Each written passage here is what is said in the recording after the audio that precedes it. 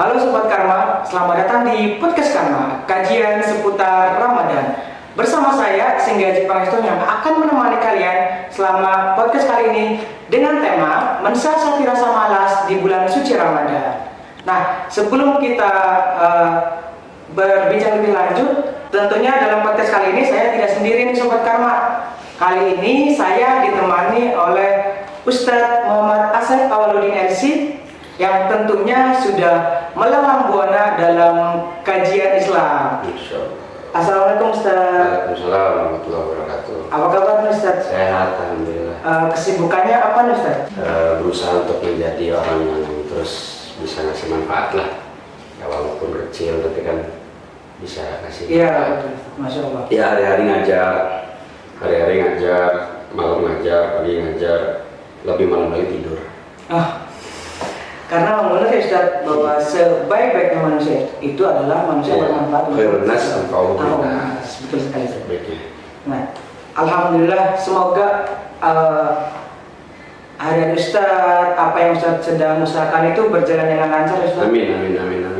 Nah, sebelum kita banyak berbincang Ustaz terkait tema kita pada hari ini mengenai mensiasati rasa malas di bulan suci Ramadan, kita ada games dulu nih Ustaz. Siap. Ada permainan dulu, yaitu ada mitos dan atau fakta.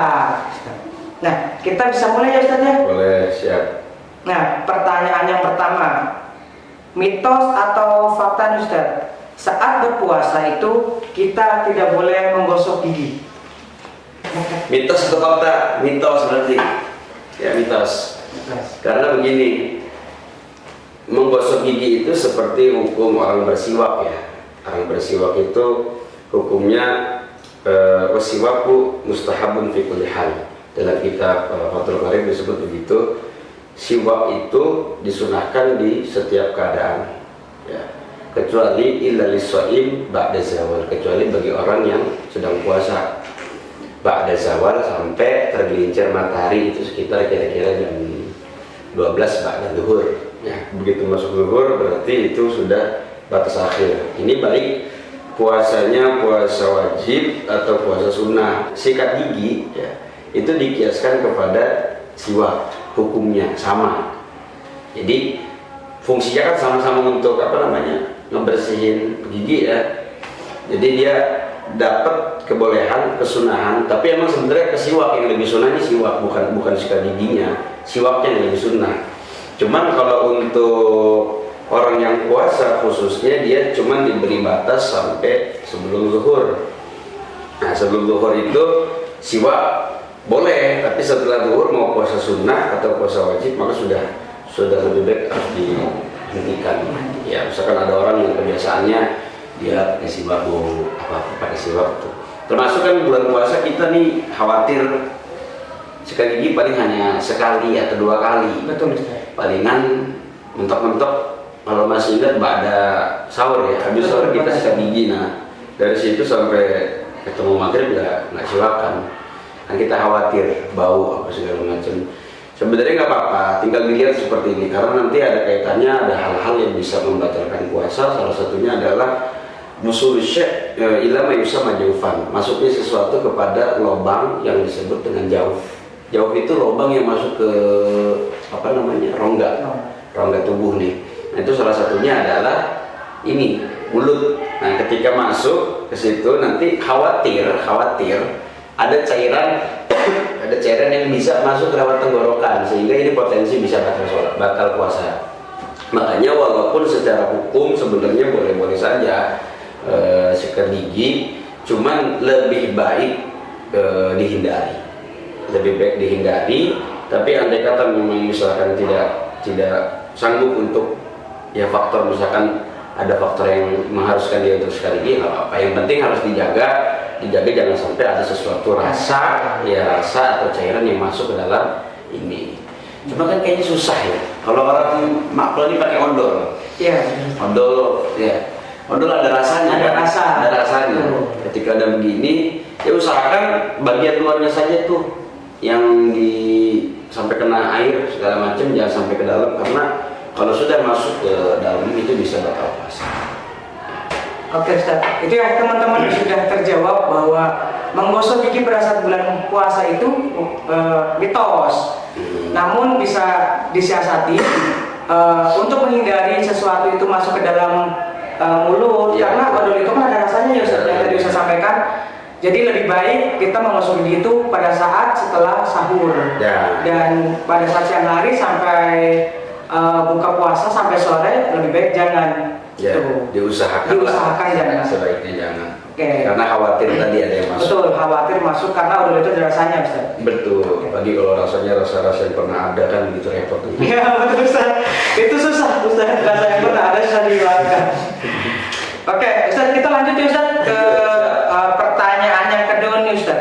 Jadi ini pertanyaan-pertanyaan ini dari beberapa netizen nih Ustaz. Oke, Kita udah buka question box di Instagram kita dan beberapa pertanyaan masuk. Nah, jadi kita sampaikan pada hari ini, kita tanya langsung kepada ahlinya gitu Ustaz. Para ahli lah. Ya, Masya Allah.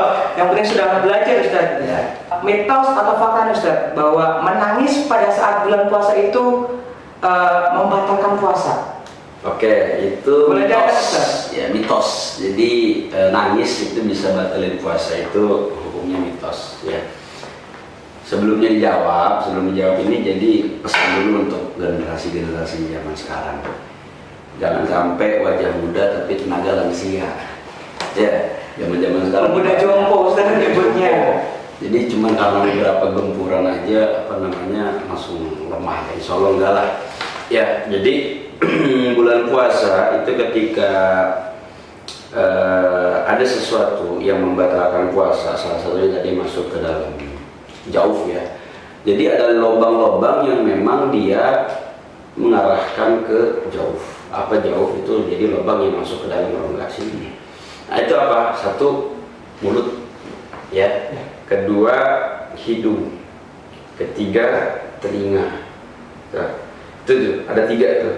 Di area di atas kita ini ada telinga, 2 kanan kiri, hidung, dan mulut ya. Kecuali mata. Nah, karena mata sebagian ulama fikih itu merumuskan bahwa setiap ada cairan yang lewat mata nangis keluar atau masuk lagi ke dalam, biasanya ada suka bekas nih. Kalau orang ini perempuan suka nangis diputusin segala macam, atau laki-laki ya. Sebenarnya kita ngebahasnya nanti bukan ke itunya, hukum pacarannya di Ramadan itu boleh apa enggak? Di luar Ramadan juga boleh, apalagi pada saat Ramadan nggak boleh sampai nangis, kan luar biasa itu berarti. Ini tapi tantangan kita, bagaimana caranya untuk bisa memberikan satu kepahaman yang bisa diterima ya. Nah itu kalau ke mata itu tidak membatalkan puasa. Kalau kita andai kata di dalam hadis juga ada, seandainya kita pakai apa namanya, celak ya, celak sifat gitu. Nah nanti kalau misalkan ini masuk ke sini, ada rasa ta'am di sini, ada rasa dari celaknya itu tidak sampai batal puasa. Karena saluran yang dari mata itu menurut orang lama itu nggak sampai ke tenggorokan, kecuali kalau misalkan dia masuknya lewat hidung, lewat telinga, lewat mulut, apalagi itu bisa membatalkan puasa. Termasuk ludah nih, ludah kalau sudah keluar ditelan lagi itu bisa batal. Ya, makanya kalau nangis itu ya usahakan janganlah, walaupun tidak membatalkan puasa tapi puasa ngapain nangis. Makanya usahakan kalau lagi puasa itu jangan jangan melakukan hal-hal yang berpotensi kita sakit hati lah. Yes. Makanya kalau punya sesuatu yang itu bisa diseruskan secepatnya, jangan sampai ditikung kan akhirnya nangis kan begitu. Betul. Jadi teman-teman, jawaban dari Ustaz bahwa ketika kita menangis di bulan suci Ramadan itu membatalkan puasa tidak, itu mitos ya Ustaz ya. Jadi tidak membatalkan puasa. Oke Ustaz, ada satu lagi nih Ustaz, pertanyaan mitos dan fakta. Ini mungkin yang sering didengar di masyarakat umum ya Ustaz ya, terkait menggunting kuku pada saat bulan suci Ramadan Ustaz. Nah itu tanyanya aneh, ini dari netizen ini. Iya betul Ustaz, dari netizen kita seleksi nih Ustaz pertanyaan dari kita itu umum dan unik Ustaz. Iya, mitos atau fakta nih Ustaz, menggunting kuku pada saat bulan Mitos suci lah, Ramadan. itu mitos itu. Mitos. Jadi Mitos ya teman. gunting kuku itu nggak batal, aman. Kecuali dalam kasus yang lain ya, semisal orang yang sedang haid haid, menstruasi atau nifas setelah dia melahirkan, itu maka diusahakan sesuatu yang nempel di dalam, melekat kepada tubuhnya itu jangan sampai terlepas, seperti rambut ya, rambut, terus apalagi kulit. Biasanya kan ada di sini nih, di area kuku ini suka ada kulit-kulit yang kadang-kadang kita tangannya jahil ngelepas itu usaha pegangnya haid, nggak boleh lepas. Tapi kalau untuk untuk orang yang sedang puasa, potong kuku jadi masalah. Yang jadi masalah itu kalau potong kukunya pakai gigi. Ya, Kukunya masuk ke dalam mulut ya, jadi masalah. Nggak masuk juga nggak jadi masalah sebenarnya. Yang jadi masalah kalau potong kukunya pakai gigi kan ada cairan ludah tuh. Oh ya, itu betul. ketelan, nah itu bahaya. Itu bisa batal itu. Ya, aman.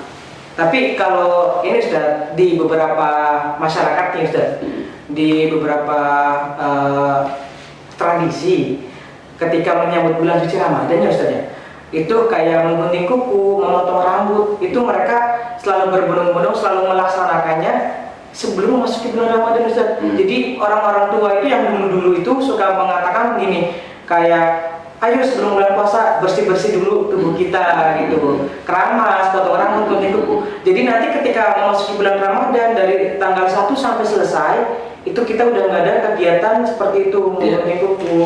Nah itu bagaimana Ustaz? Korelasinya? Sekarang saya tanya begini, misalkan kalau nggak ada kegiatan potong kuku selama bulan puasa, emang selama sebulan kita panjang gimana kukunya?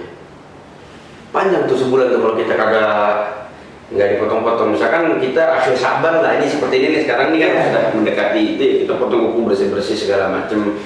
Sebenarnya kalau tradisi itu korelasinya begini. Saya langsung ke kisah. Jadi ada kisah namanya Muhammad. Ada seorang laki-laki namanya Muhammad. Di dalam kitab yang saya baca di sini ada satu kisah laki-laki. Jadi hukiya anna rajulan ismuhu Muhammad kana la yusalli qat fa idza dakhala Ramadan yuzayyinu nafsahu bi thiyab wa tib wa yusalli wa yaqda ma fatahu. Jadi ada seorang laki-laki namanya Muhammad. Menurut kebiasaannya dia nggak pernah sholat. Satu, dia nggak pernah sholat, ya dia nggak pernah, ya pokoknya banyak melakukan maksiat selama itu. Tapi ketika idza Ramadan, ketika datang bulan suci Ramadan, maka dia apa yang dilakukan? Yuzayyinu nafsahu bi thiyab wa tib. Dia selalu menspesialkan bulan Ramadan, dia pakai pakaian yang bagus. Dia pakai wangian, dia mandi, dia bersih segala macam. Itu khusus di bulan Ramadan. Puasa Ramadan. Dan dia wayaqda mafata, dan dia mengkodok sholat-sholat yang bolong. Selama di luar bulan puasa dia nggak sholat, di bulan puasa justru dia mengkodok sholat banyak. Nah dia itu rutin setiap bulan puasa seperti itu. Tapi di luar bulan puasa dia balik lagi ke awal. Ini Muhammad ini namanya nih. Tapi sehingga akhirnya ada orang yang bertanya kepada dia, wahai Muhammad, kenapa engkau melakukan ini? Kenapa hanya di bulan puasa saja engkau seperti ini, terlihat rapi, wangi, bersih segala macam, ya kan, bahkan sampai kamu berhias diri dengan pakaian yang bagus segala macam dan mengkodok-kodok sholat yang udah terlewat. Tapi sedangkan di luar bulan puasa kamu enggak. Apa jawaban Muhammad? Karena jawabannya Muhammad adalah dia mengharap bahwasannya dia meyakini bahwa bulan puasa itu syahrul rahmah, bulan rahmat, syahrul maghfirah, bulan ampunan. Ya di situ kan. Terus segala dosa diampuni, derajat dinaikin segala macam. Nah, dia mengharap bahwasanya mudah-mudahan Allah bisa menghapus semua dosa-dosanya, mengampuni dosa-dosanya, ya, dengan barokahnya, dengan karamahnya bulan suci Ramadan. Itu alasan itu spesial. Karena apa? Dia muliakan bulan Ramadan.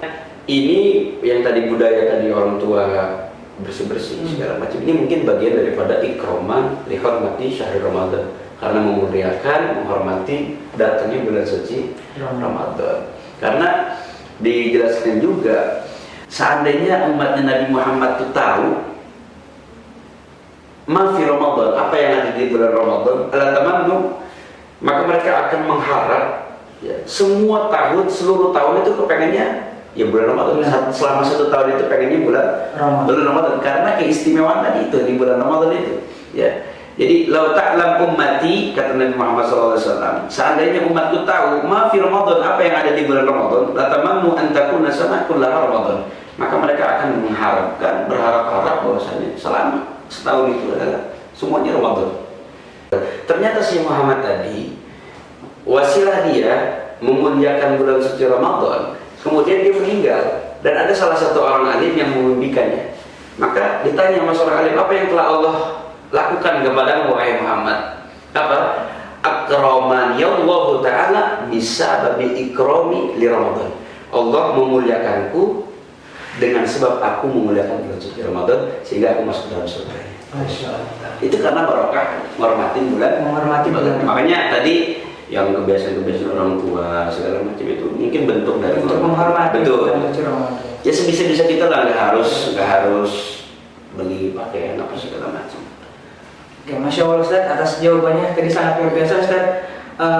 Dan kita kan hidup di Indonesia ya Ustaz ya, dan banyak sekali tradisi-tradisi orang di Indonesia bagaimana cara mereka menyambut bulan suci Ramadan. Bahkan ada beberapa masyarakat yang harus mandi di sungai seperti itu ya Ustaz ya. Nah mungkin itu tadi yang Ustaz katakan bahwa itu salah satu bentuk menghormati Betul. atau mereka menyambut bahagianya bulan suci Ramadan. Yang penting tuh tidak ada unsur menyekutukan Allah SWT. Betul. Nah, itu tadi Ustaz. Jadi sudah selesai pertanyaan mitos dan faktanya. Sudah selesai nih. Sudah selesai Ustaz, mitos dan fakta.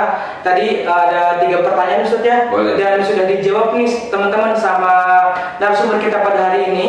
Dan itu sangat menambah pengetahuan kita nih Ustaz, bahwa apa yang tadi ditanyakan sama teman-teman mengenai memotong kuku ketika bulan Ramadan, menangis pada saat bulan Ramadan, itu ternyata tidak membatalkan puasa ya teman-teman semuanya yang sudah menonton podcast kita pada hari ini. Dan semoga apa yang tadi saya sampaikan itu bisa bermanfaat Ustaz buat kita semua, dan khususnya buat teman-teman yang menonton podcast kita pada hari ini. Baik, itu tadi jawaban atas pernyataan mitos atau fakta dari teman-teman semua. Dan tadi Ustaz juga sudah menjawab nih teman-teman Karma bahwa memotong kuku pada saat bulan Ramadan, menangis pada saat bulan Ramadan itu tidak membatalkan puasa kita. Nah, sebelum kita berbincang lebih lanjut nih mengenai keistimewaan bulan suci Ramadan, lalu apa saja yang harus kita lakukan di bulan suci Ramadan, kita akan break dulu sebentar nih Sobat Karma. Jadi jangan kemana-mana, stay tune dan tetap saksikan podcast kita pada hari ini.